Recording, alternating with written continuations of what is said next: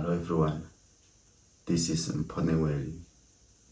This is the Pain, Suffering and Happiness podcast. This podcast will help you live fully. Pain and suffering form the beauty of life. Embrace the pain. Keep pushing one day at a time. Yesterday is history. Tomorrow is a mystery. All you have is now. Today's podcast will be focusing on finding meaning in your sickness, pain, and suffering. The podcast will focus on sickness and the complexity of the human body. It will also focus on sickness and the meaning of life. I will share my own experience in relation to sickness, pain, and suffering. I will also discuss the psychology of a sick person. How does a sick person think and behave? I will look at how can a sick person find a community of the sick as a form of support.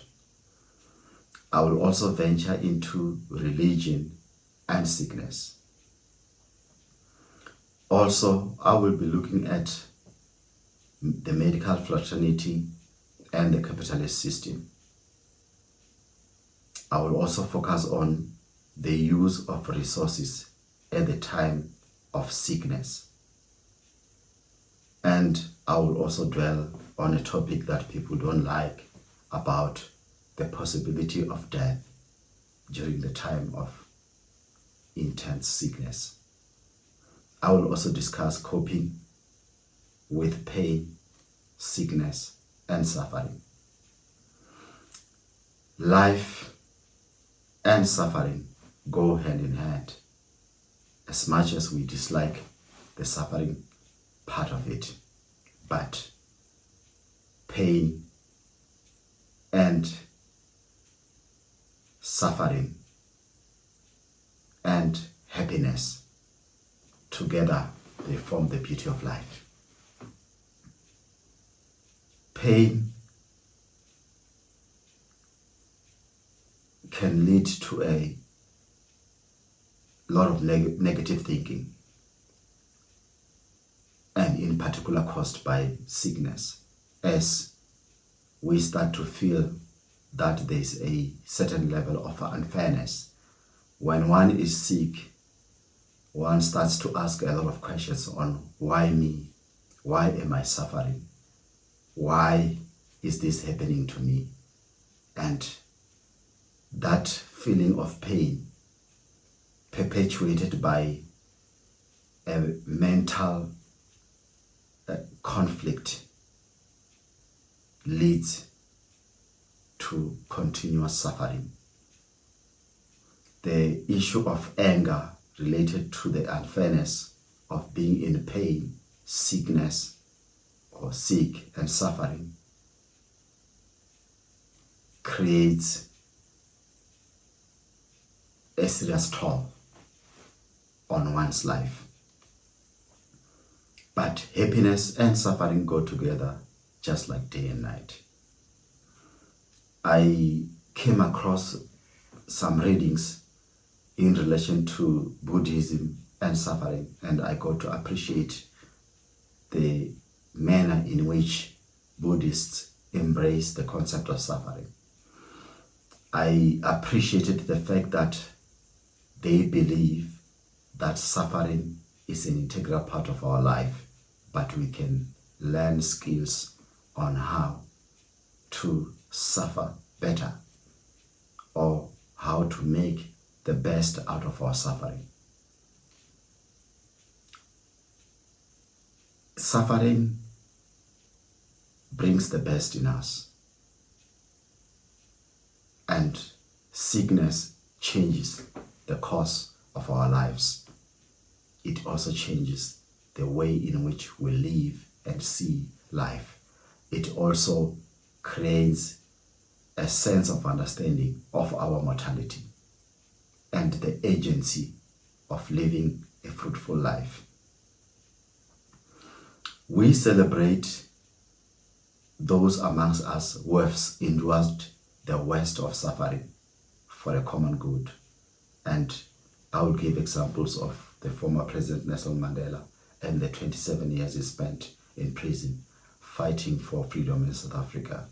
I'll talk about Steve Biko and him being brutally murdered for the fight against injustice. So we appreciate those who are able to endure suffering for a good, but we also at the same time have a serious dislike of suffering. And that's why when you are suffering and in a bad situation or sick, less than 5 people will care about you. I would like to quote the English saying that says, best sailors are made out of rough seas. That is to affirm that suffering is there to build character. Sickness is there to ground us, in some cases to slow down our activities so that we can be able to reassess where are we going in terms of our life and what value are we adding. I would also want to quote Viktor Frankl, who is one of the survivors of the Jewish Holocaust, when he said, death and suffering make the human life complete. I would want to talk a little bit about the issue of sickness and the complexity of the human body. The human body recreates itself almost every 6 months. And further, the human body is composed of many systems that are operating at the same time.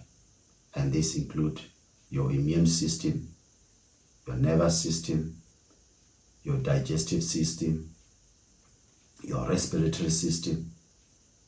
These systems, amongst others, are operating within our bodies at the same time.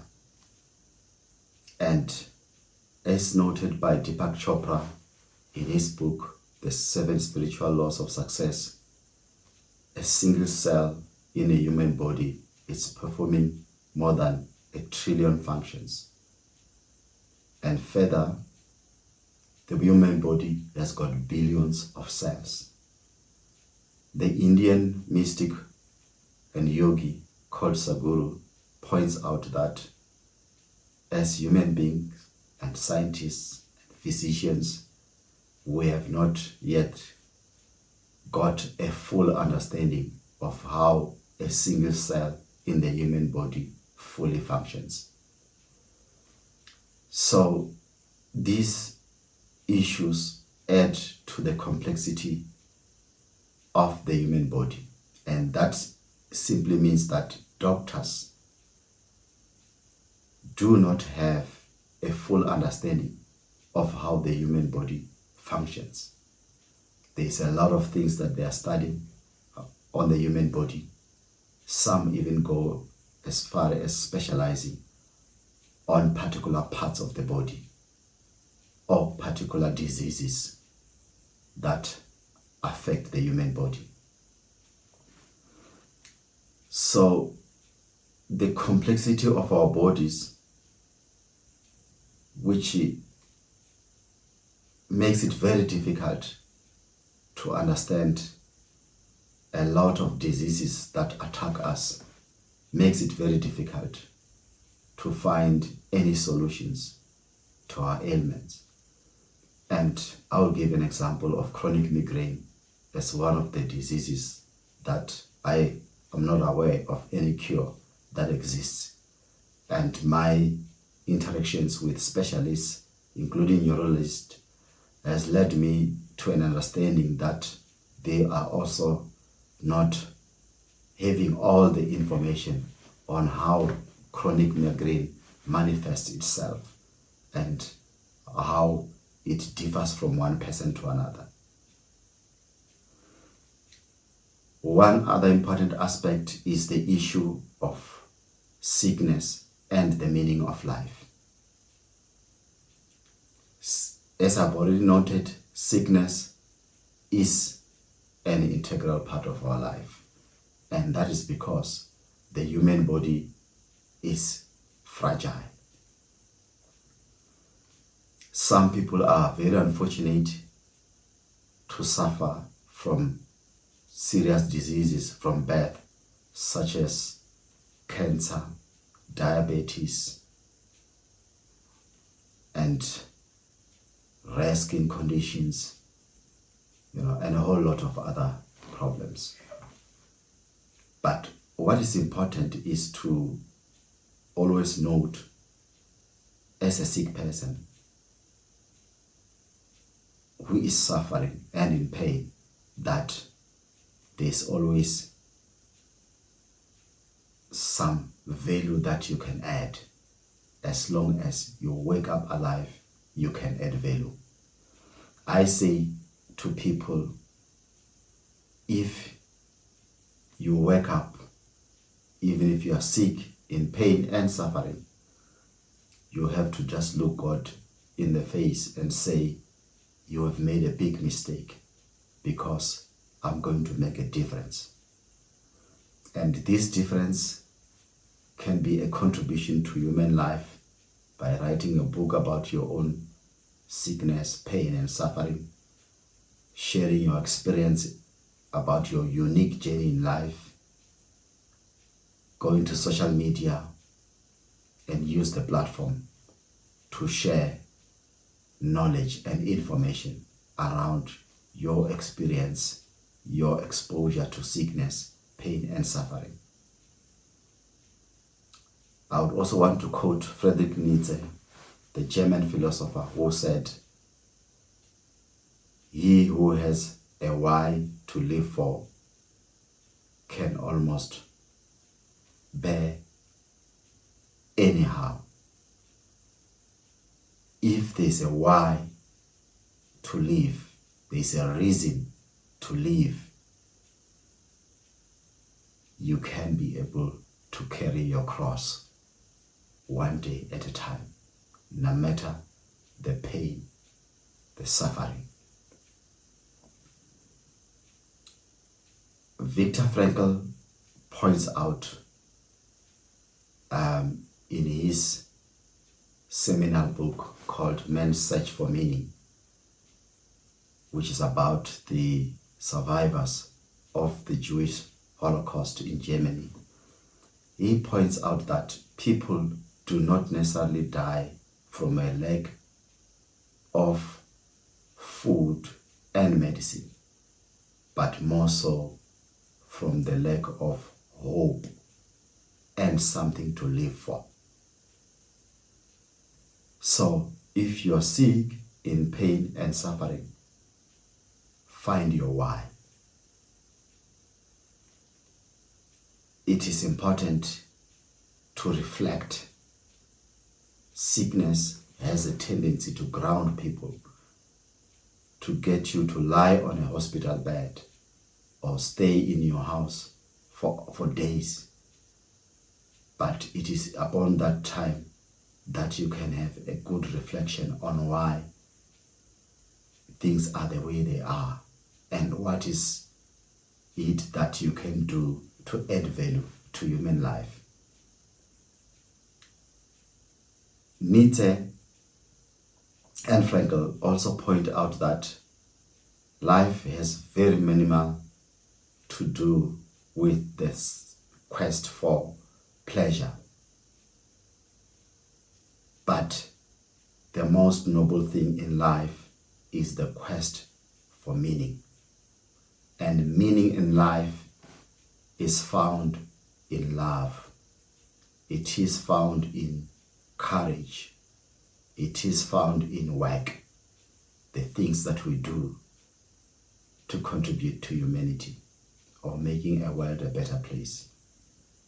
So it is important to note that when you are sick, in pain and suffering, once you start to feel valueless and you hopeless, your immune system shuts down and you wilt away and die. I would want to share my experience with immense sickness, pain and suffering. And I would zoom at a particular period in life which is between 1993 and 1995. In 1993, I happened to be doing a second year at the University of Venda, studying towards a teaching degree. And out of the blue, I became sick,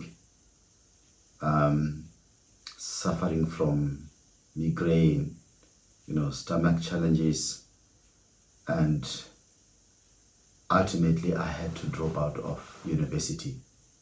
And it was one of the most painful moments, because coming from a very poor background, in that particular year I had just got a scholarship which paid for everything for me, books and good accommodation. But in hindsight, when I reflect upon that period of sickness, I find that it was a blessing to be sick. And indeed, I was supposed to be sick.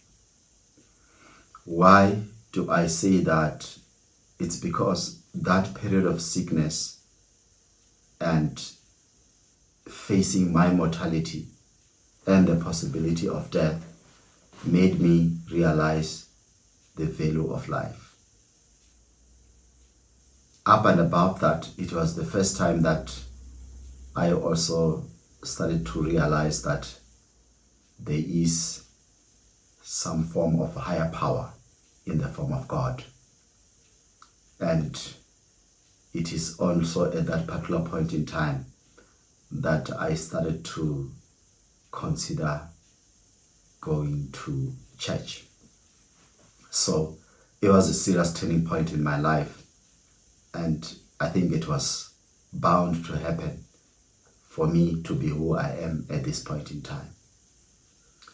The 3 years I lost without being able to study created a void in me, where I always felt that the people that I grew up with and studied with went ahead and progressed whilst I was left behind.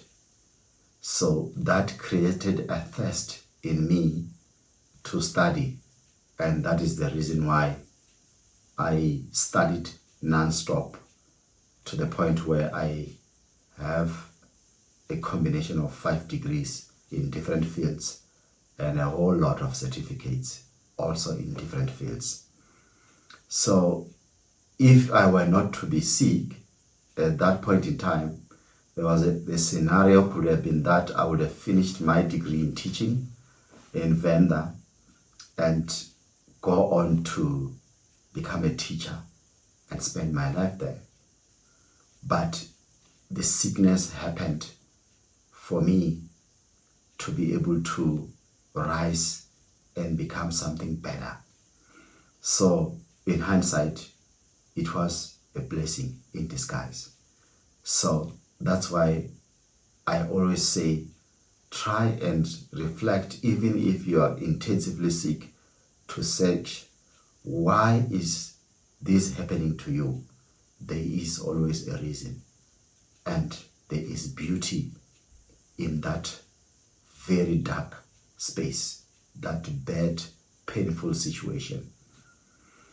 I acknowledge the power of sickness in changing the course of my life and coming to spend a lot of time and study in some of the best universities here in South Africa and meet some of the most beautiful people including my wife, with whom I have beautiful children, and good friends that I met, including somebody called Jack Van Zedam, who made a very good contribution to my life that I still value up until today.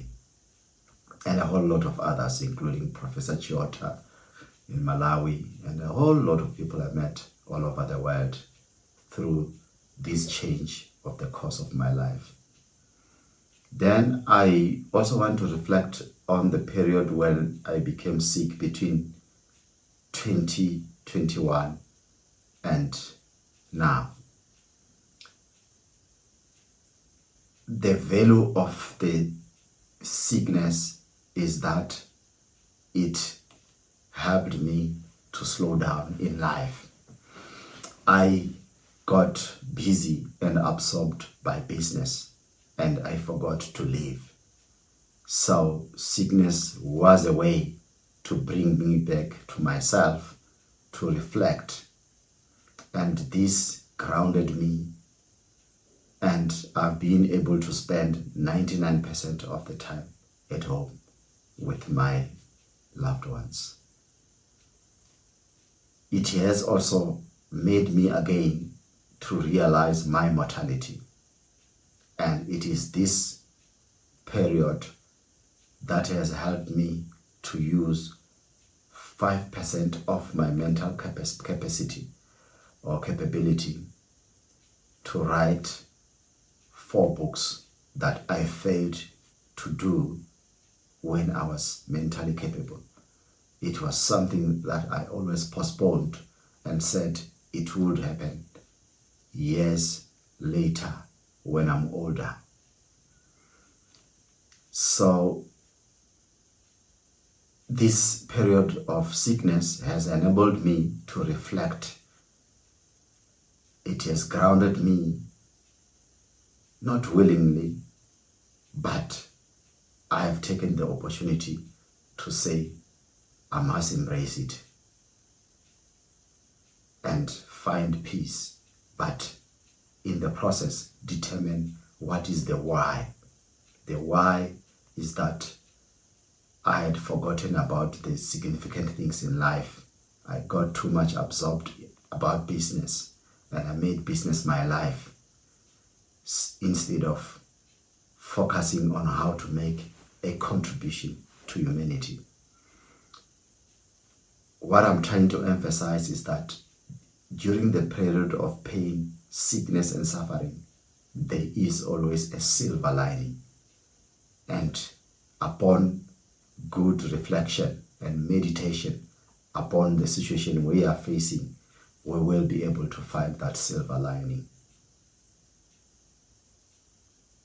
It is sometimes that situation where you are left with 5% of your capability that you can achieve greatness, because you start to realize the fact that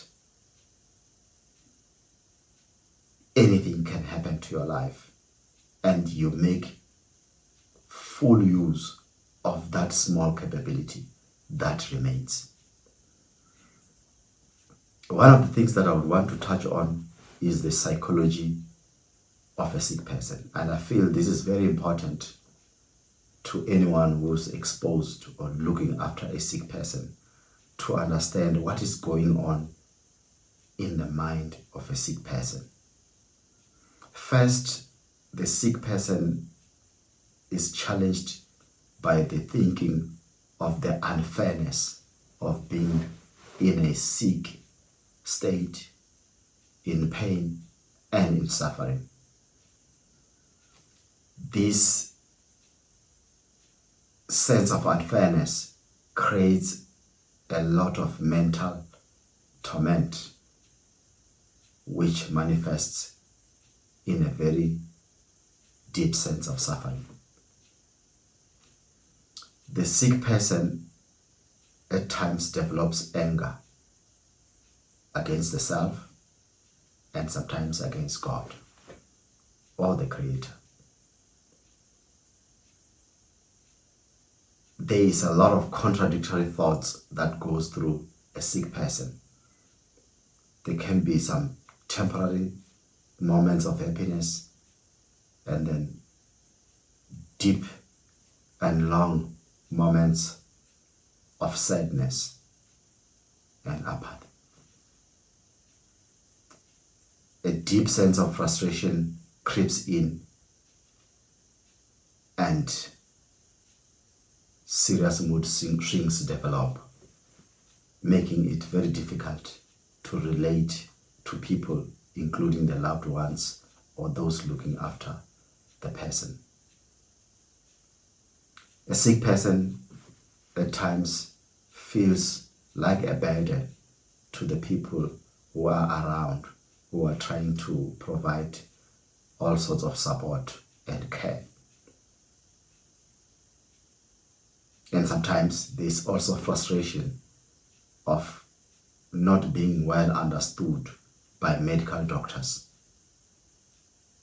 and also a sense of not being cared for by medical doctors, especially in private hospitals. I've spent quite a lot of time in hospitals where you will stay a week and you will not even spend an hour speaking to any of the doctors.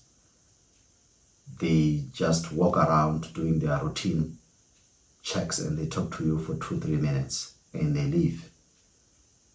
That sense of care or empathy for the sick person doesn't seem to exist anymore.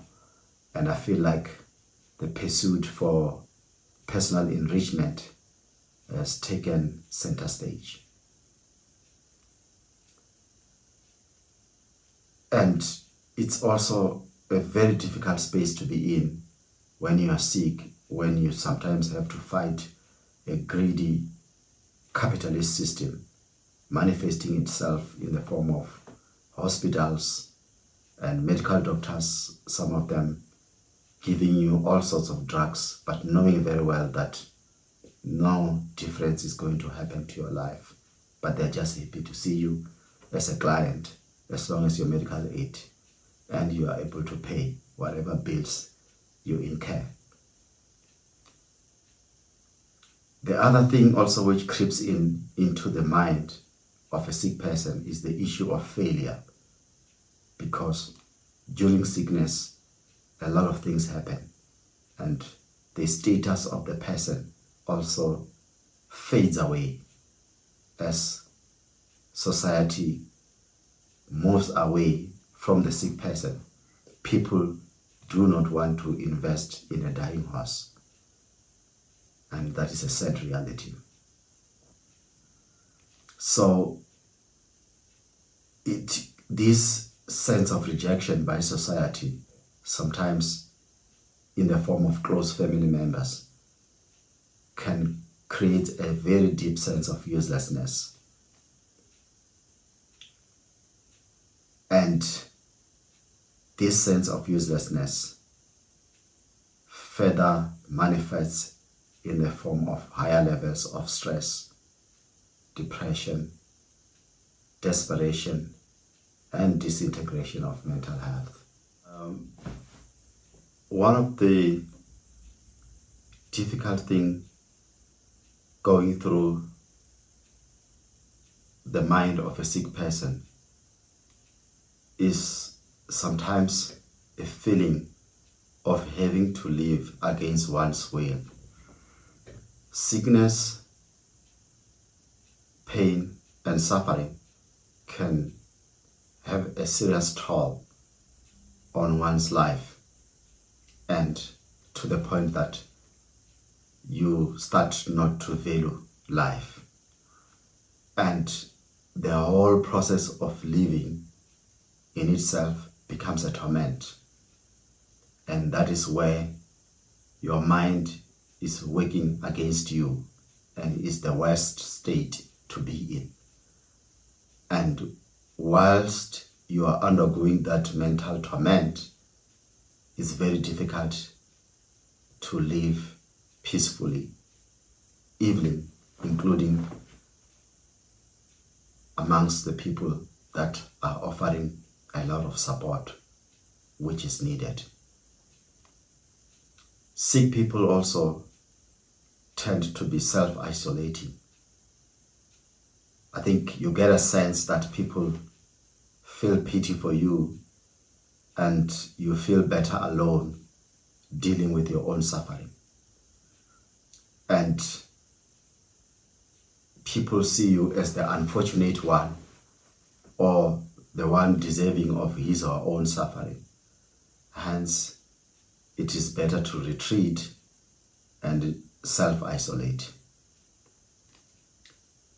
This further worsens the stress that I've already raised, the depression, and the mental instability. And it can lead to some serious, deep-seated suicidal thoughts. One of the most important things when sick, in pain and suffering, is to find a community of the sick. A community of the sick can lighten the burden from the support that one is obtaining from those who are very close, who are trying to lend a hand. Sickness has a serious tendency of creating a lot of suffering around the people that are trying to assist. And this further worsens the suffering of the sick person when he or she feels helpless and seeing a life partner or a relative suffering immensely because of their sickness, pain, and their own suffering too. Luckily, these days online, on platforms such as Facebook, you do find groups of people suffering from particular diseases. And I'll give an example. There are groups, both globally and in South Africa, on chronic migraine. You can join and you can ask any question and they will give you a lot of support. Groups on cancer, mental health, dementia, epilepsy, and a lot of other ailments. So if you're sick, in pain and suffering, try to connect to a community of the sick related to your own situation, and you will benefit immensely to learn that you are not the only one suffering from the same condition. And there are other people that are far worse off. I've come to learn that some people have suffered from chronic migraine from primary school level, from 10 years, and they live up to 50, 70 years suffering from the condition. I've come to learn people who have got disability grants in places such as the US, the UK, because of diseases such as chronic migraine that are seriously misunderstood in South Africa by medical practitioners. I would want to point out one sad situation that I once encountered, where a neurologist who is highly qualified and a lecturer at one of the top universities in South Africa told me and said to me, no insurance is going to pay you for a headache. And I was shocked. So that's one of the issues. I also want to touch on the issue of sickness and religion. When sick, in pain and suffering, you explore all avenues. And religion is one of the things that we lean on to try to understand our suffering and to find solutions to our suffering.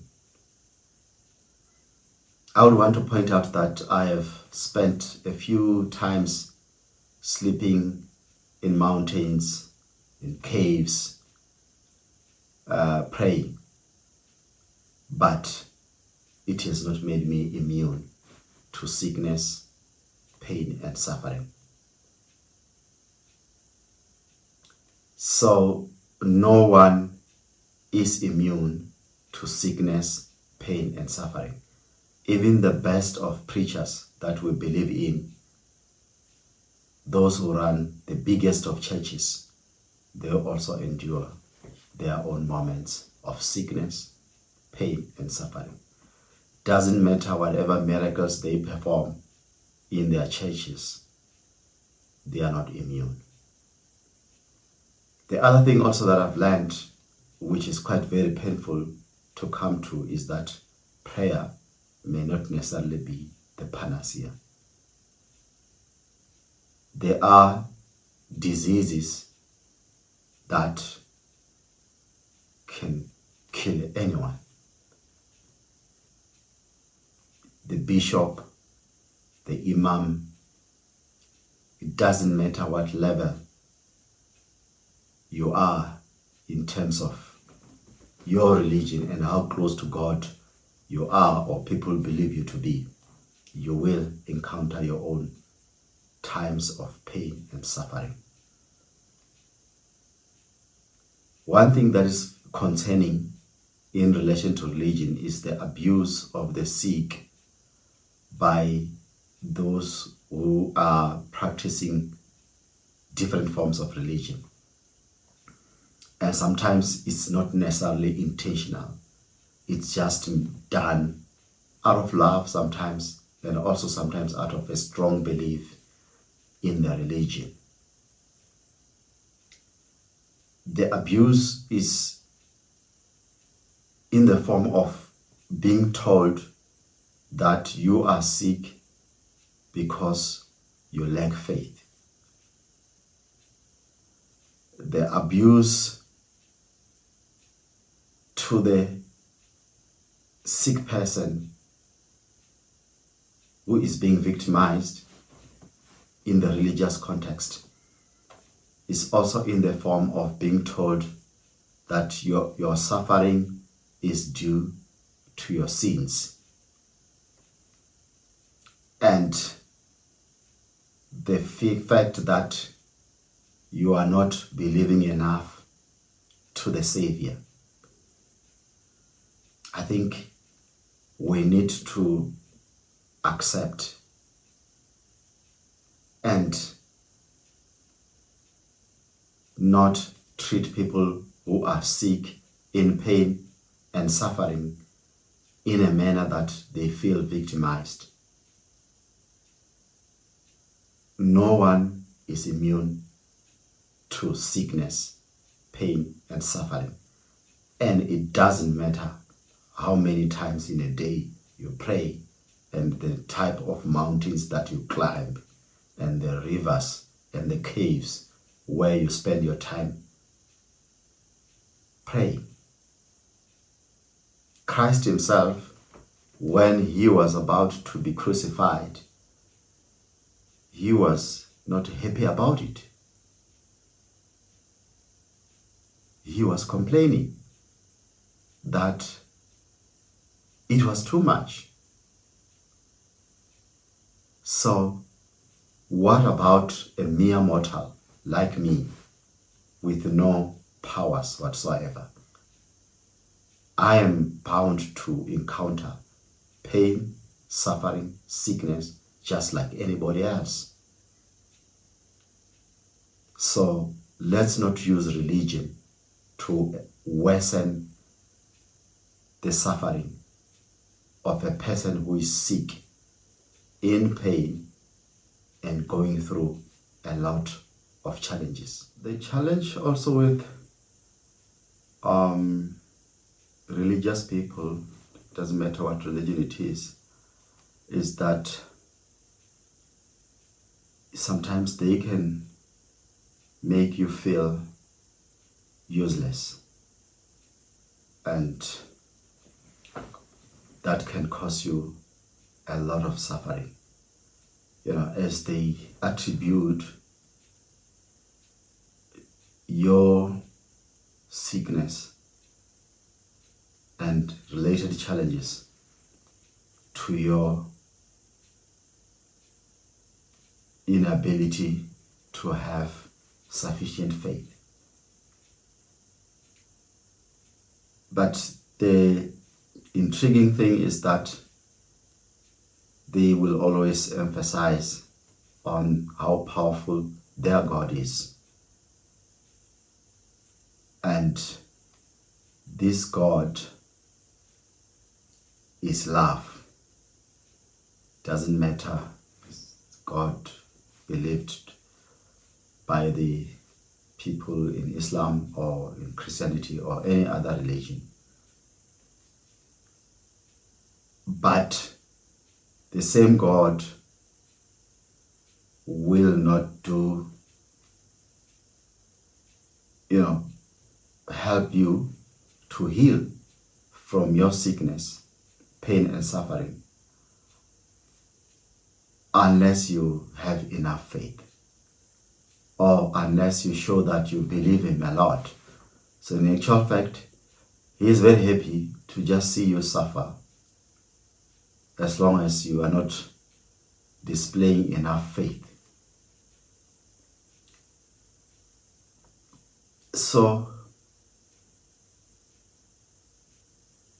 I also just wonder if people close who are highly spiritual and prayerful cannot just pray for the sick person with limited belief to get healing and be saved from pain and suffering. I guess that is also for the good of the person who is sick, but also it's also for the good of the name of God. The other irony is that when you heal, you will be told this is attributed to the God. God is the one who has healed you. And if you do not heal from your sickness, it is then your fault.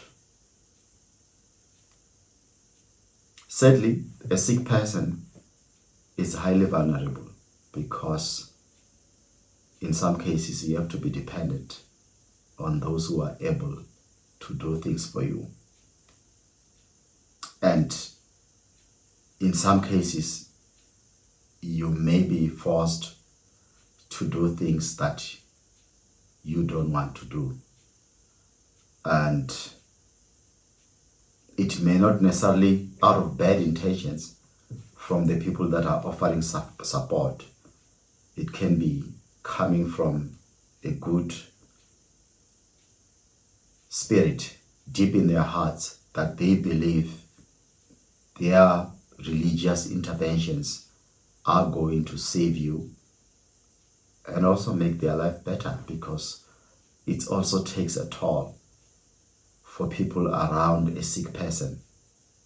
The time, the resources, and the emotional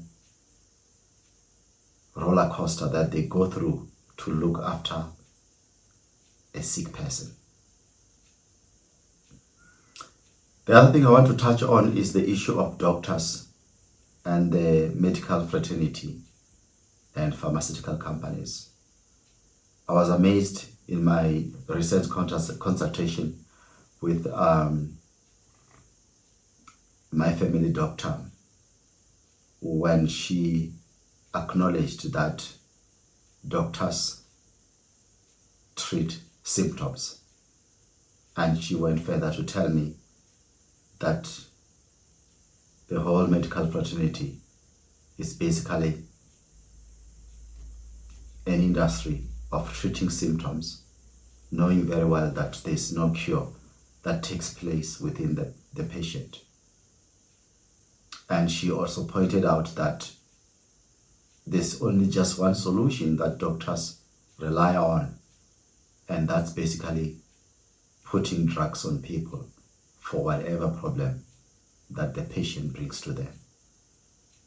They don't really look into the holistic approach to life and the fact that healing can be multifaceted It can involve the emotional part, the psychological part, the physical part. No matter how much drugs they give you, if you're psychological not okay, it may not help.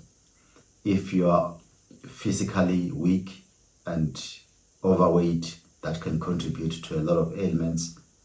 So pumping drugs in such conditions may not bring any positive results. Pharmaceutical companies also have minimal interest in making people cured from their own diseases. And the reason being that it doesn't make commercial sense if people get healed. So they are happy to be dishing drugs for diabetes, for high blood pressure, for cancer, for all sorts of ailments in perpetuity. It just makes good business sense. So there's a lot of greed in the capitalist systems, and that is found both these days within the medical space.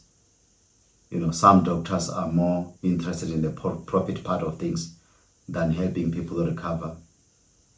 And some private hospitals, they will keep you there sometimes, hospitalize you unnecessarily.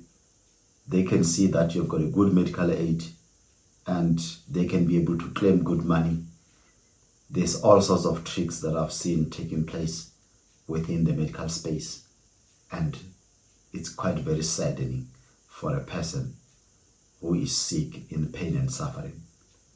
I've also come across insidious consultations that take place in hospitals where you arrive there for a particular ailment and the doctors pick up that you have got a good medical aid, and then they call friends and colleagues to say you can come and consult here.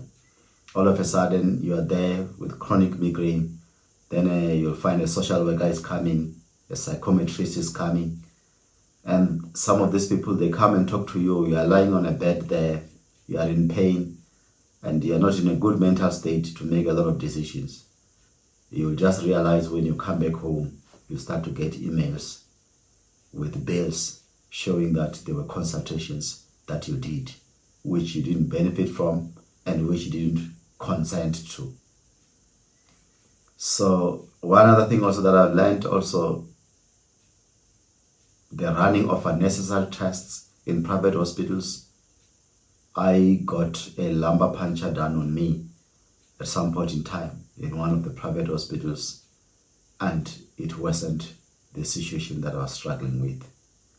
And upon consultation with other people in the medical space, I was told that that procedure should not have been done, and there's a very serious danger in doing that procedure because it can lead to physical disability, and it must be done after conclusive evidence that there are symptoms of meningitis.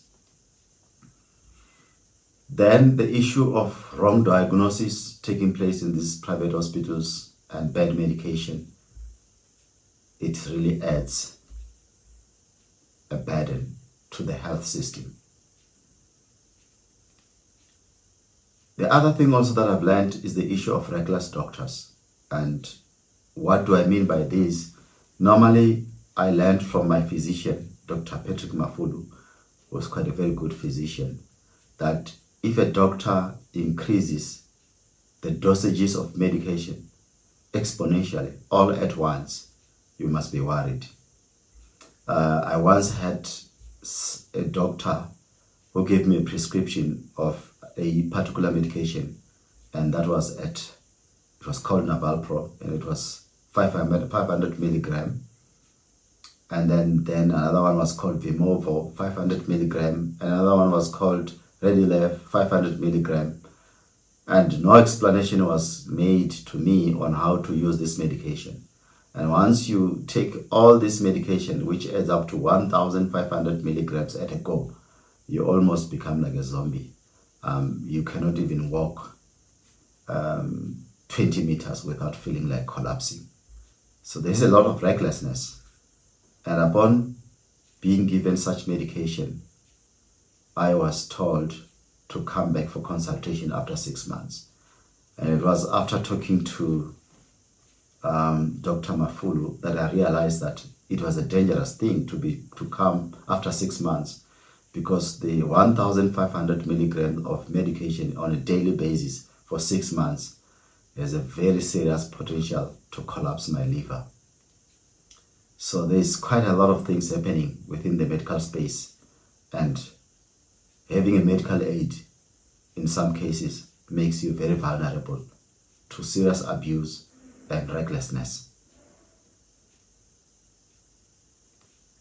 One of the things also that I've learned is that sometimes sick people must also consider stopping taking some of the drugs, because although this has to be done in consultation with medical practitioners, because sometimes painkillers can lead to resistance where the body doesn't respond anymore, and no matter how many you take, your pain worsens instead of getting less.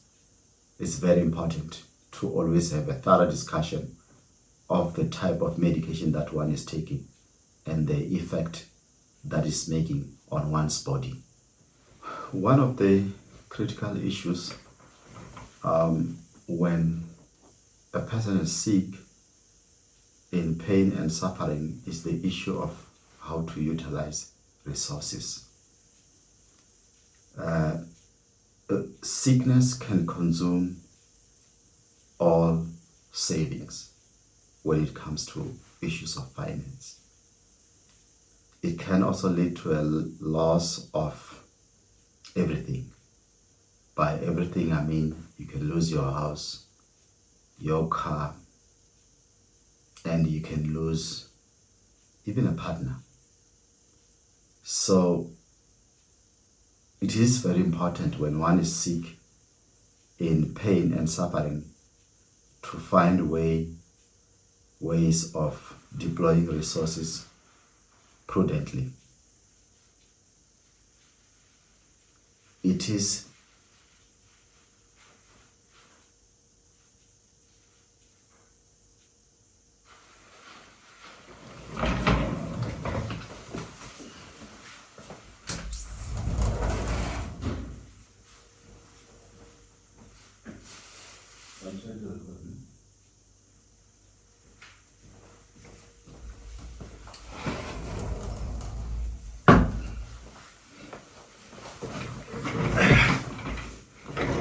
so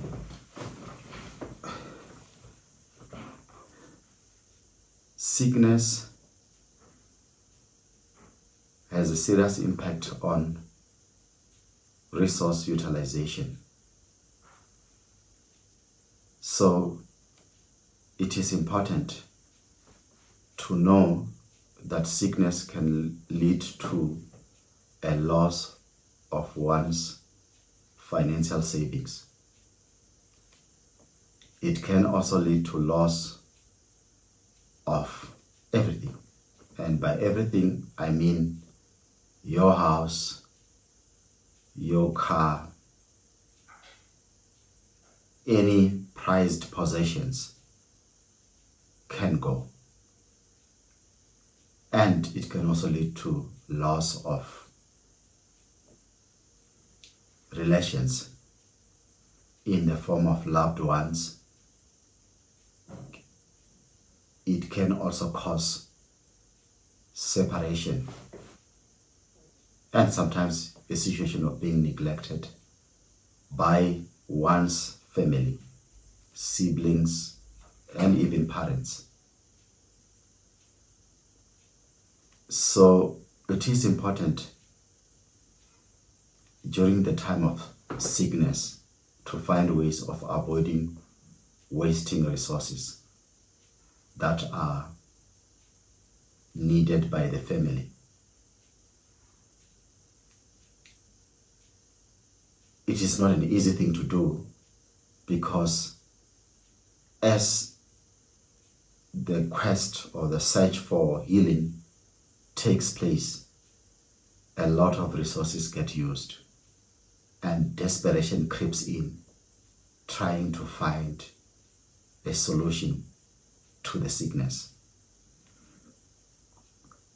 Keeping a terminally sick in places such as the intensive care unit in hospitals sometimes can also consume literally all the resources that a family has within a matter of days. And the other thing to note is that having a good medical insurance can also create a serious level of vulnerability. And in the case of South Africa, you know, even if you've got a good medical aid, you set foot in a private hospital, you are going to pay money. It will be called by different names, such as a co-payment, or in many cases, the doctors will just tell you, you are going to claim from your own medical aid. They want cash from you. So, meaning that sometimes even your best medical insurance doesn't make you immune to wasting a lot of money or being abused within the private healthcare facilities. And some doctors will also see you as a cash cow, and they will get you hospitalized for minor things, knowing very well that,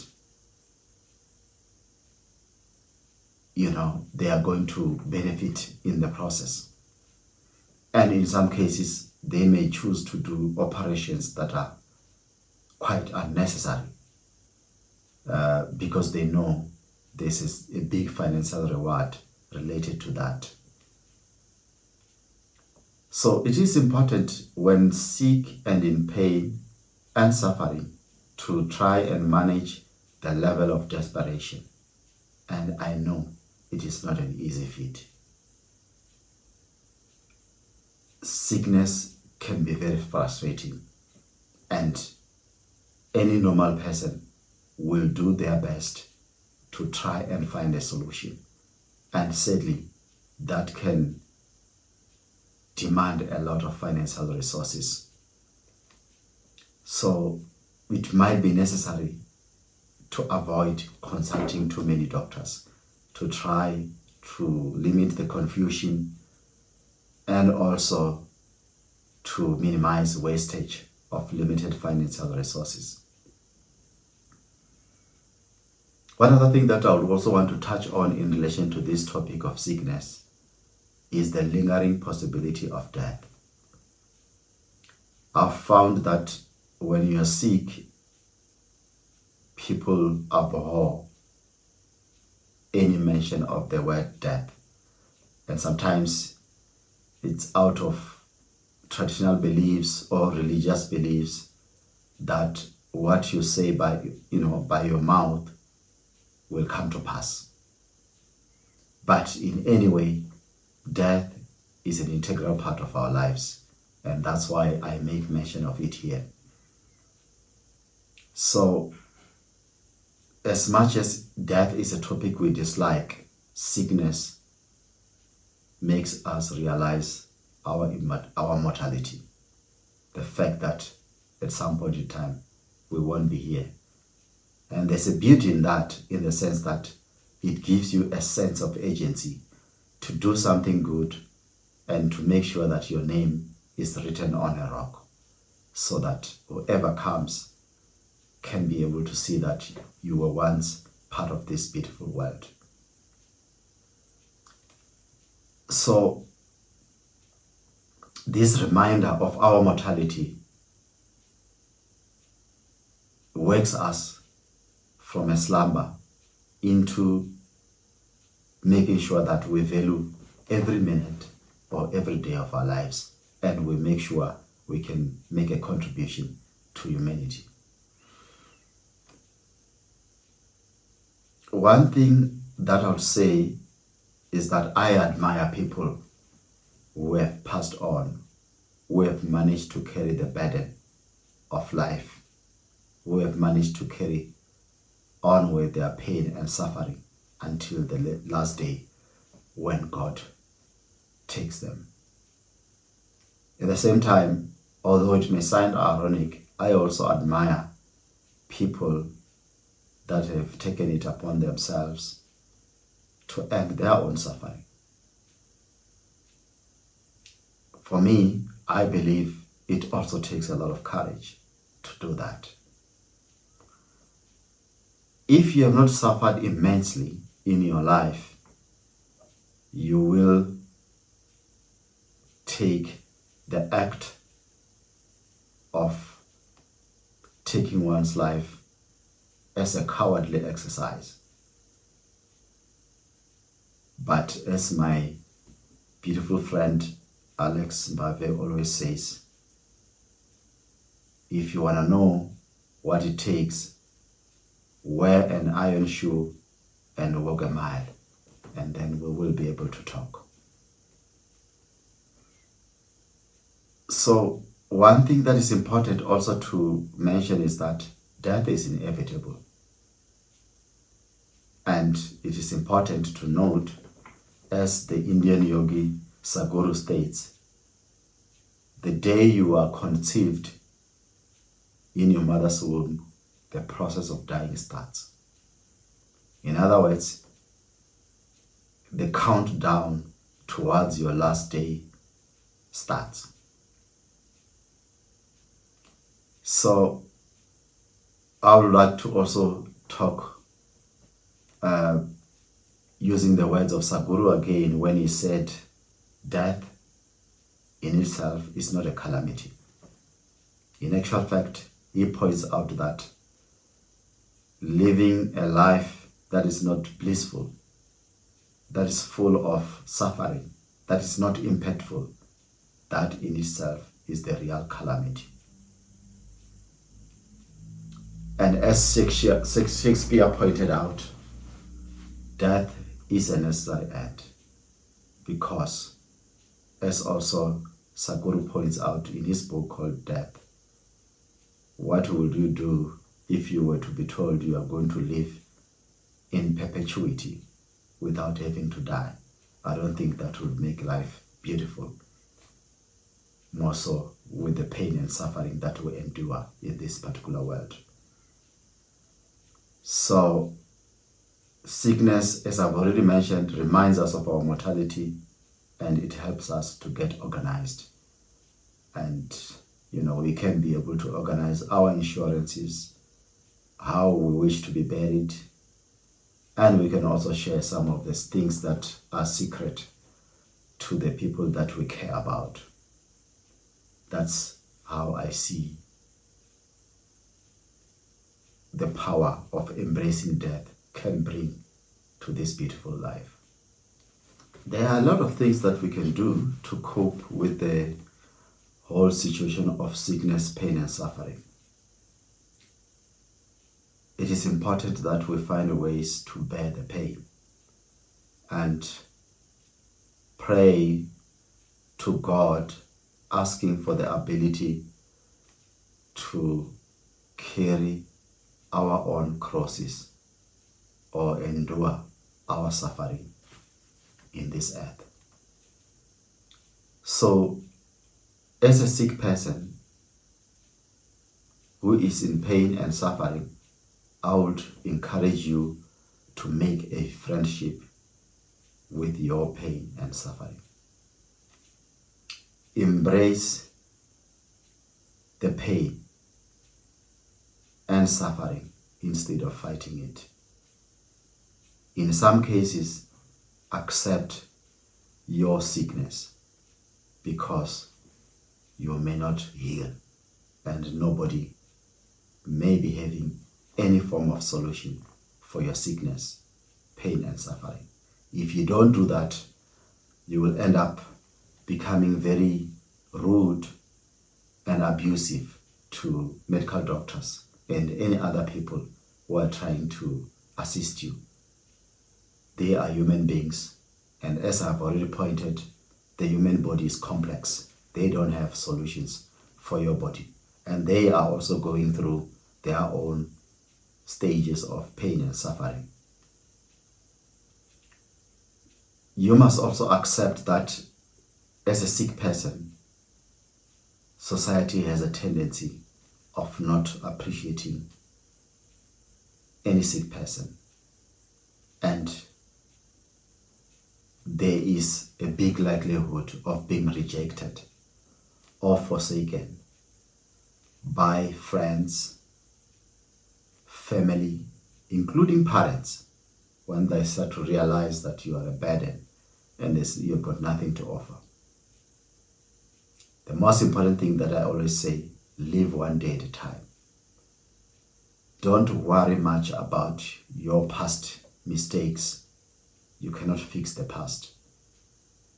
That adds to your sickness, suffering, and breakdown of your mental health if you crucify yourself for everything that you have done, no matter how big your sins are or your mistakes are. Also, lose too much attachment on future plans. It sounds a little bit ironic or ridiculous, but once you worry too much about your inability to look after yourself because of your prevailing condition of sickness, pain, and suffering, that exacerbates the situation. You will start to foresee a future in which your suffering is even worse and miserable. That adds to a lot of problems. And the truth is that nobody knows what tomorrow brings. You may be worried about tomorrow and you may not be there. So what is important is to savor the present moment. That's why this moment is called the present moment, because it is a present that has been given to you. It's all you have. Tomorrow you don't have. Lose attachment to material things. When you're sick, you start to realize a lot of things that are not very valuable. Having a big house with 10 bedrooms doesn't even make any difference because you will sleep in one bedroom. Having 10 cars will also make no difference when you're sick, in pain and suffering, because you may not even be able to touch your car. I have managed to give away 70% of my clothes during moments when I was intensely sick. I realized that I don't need those things. You also need to make peace if you are sick and suffering immensely, that there's a possibility of dying with nothing. After all, we came here naked with nothing, so we will return with nothing. So you must not be worried too much about that either. What matters in this life is how we impact other people's lives. I'll give an example of Mahatma Gandhi. When he was about to pass away, the only things that he had were his spectacles, his bowls for eating, sandals, and some few robes. He was not less important because he didn't own much, but he added so much value in the fight against injustice, fight for human rights. The other thing also that is very important is you need to cherish the less than 5 people that care about you. You really need to appreciate them. It's a difficult thing because when you're sick, your mental stability is so poor and you are a nuisance even to the people that are trying their best to look after you. Try and keep busy by doing some small things. Can be starting to learn how to draw or how to play a music instrument some basic thing that doesn't demand much from you, and tap into nature's healing. I've learned a lot from taking walks in botanical gardens and hiking. That can add a day, and it can reduce the level of suffering that you're going through.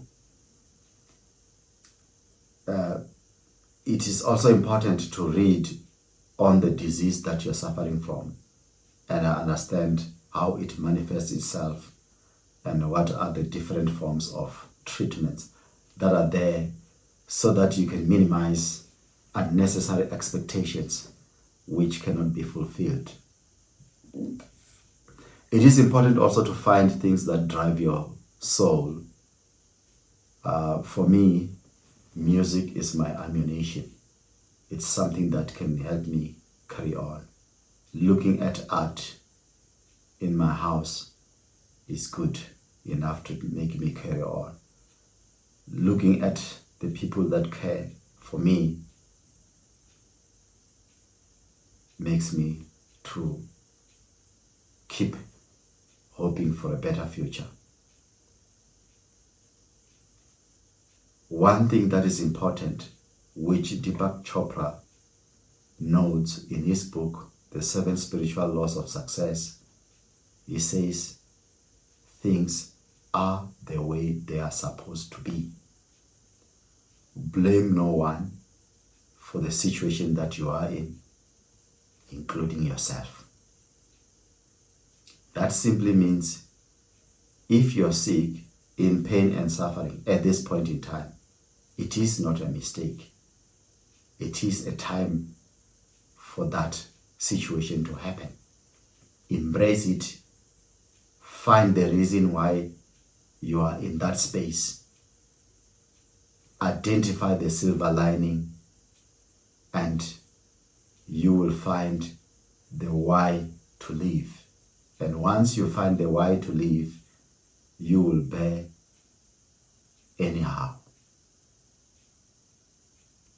So these are very important things to embrace and to think positively whilst sick, in pain and suffering. Finally, it is important to note that each one of us is going to suffer at some point in time.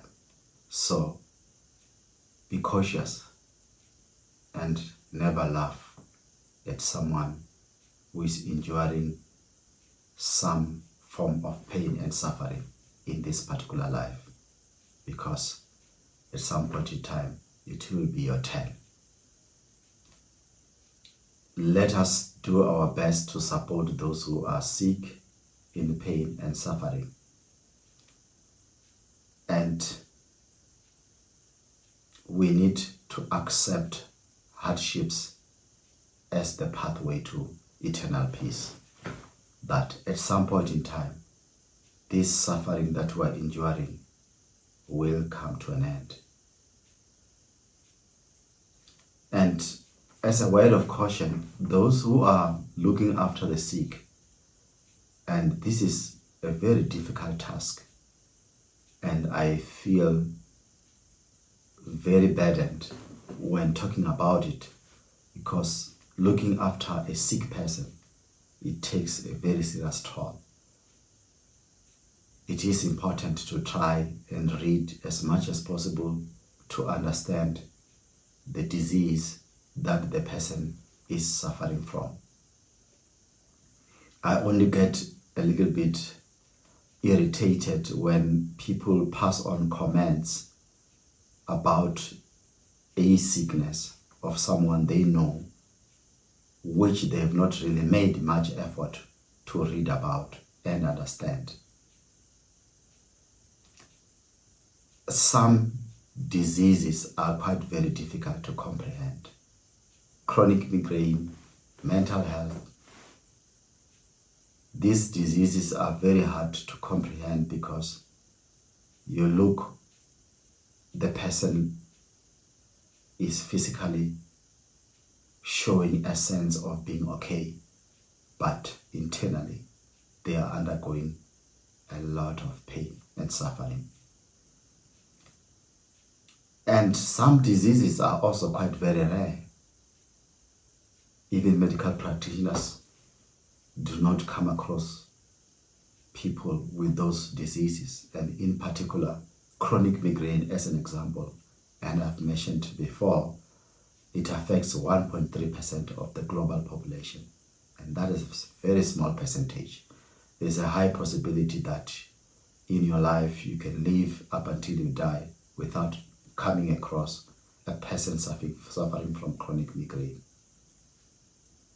But one consoling thing that I would want to raise is that no matter how sick you are, in pain and suffering, the opportunity to make a difference remains until you take your last breath.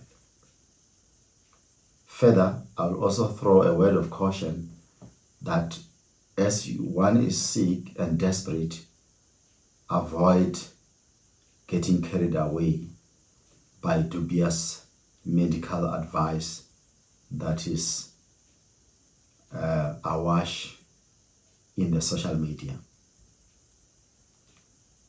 The other important aspect to note is that life in itself is very unfair. It's unfair because you don't choose to be born, you don't choose to suffer, and you also don't choose when to die. Doesn't matter how long your suffering is, you may take years before you depart on this earth.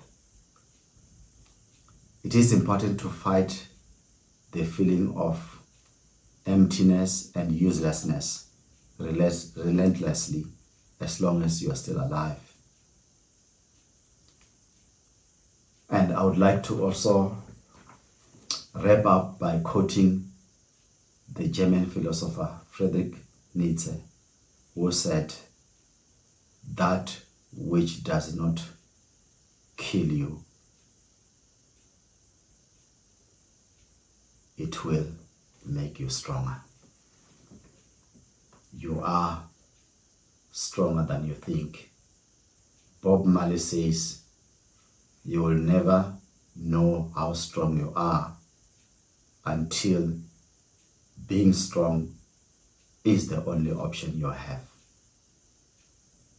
So be strong for the people around you.